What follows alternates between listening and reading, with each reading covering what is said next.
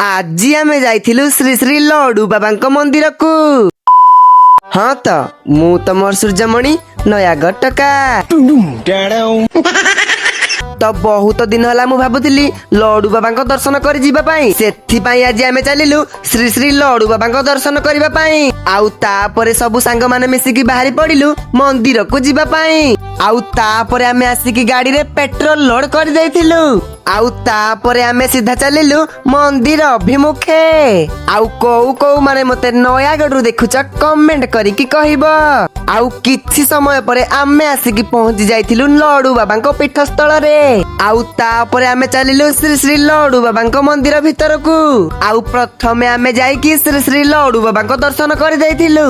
आउ जेहेतु हमकु मंदिर भितरे फोटो आउ वीडियो बनाय पई मना करथिले, सेथि पई मु तमकु बाबांको दर्शन करै पारिली नाही। आउ मंदिर भितर तुमको गोटे जगह पत्थर भासुथिबार देखिबाकू मिलिबो।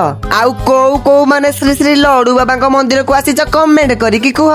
आउ मंदिर भितर आपण मानकू बहुत देवदेवी को देखिबाकू मिलिबो। आउ जहा कहूच कुह, मंदिर भितर को आसिले मन को पूरा शांति मिली जाए। आउ मंदिर भितर आपण मानक गोटे सुंदर पोखरी देखिबाकू मिलिबो।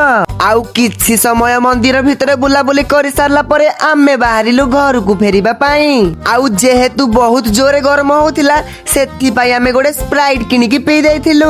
आउ तापरे आमे समस्त घर को फेरी जाइथिलु। आउ आजिर मिनी ब्लॉग को एतिकी रे शेष करूजी। भल लागिथिले फॉलो आउ सब्सक्राइब करि दबो।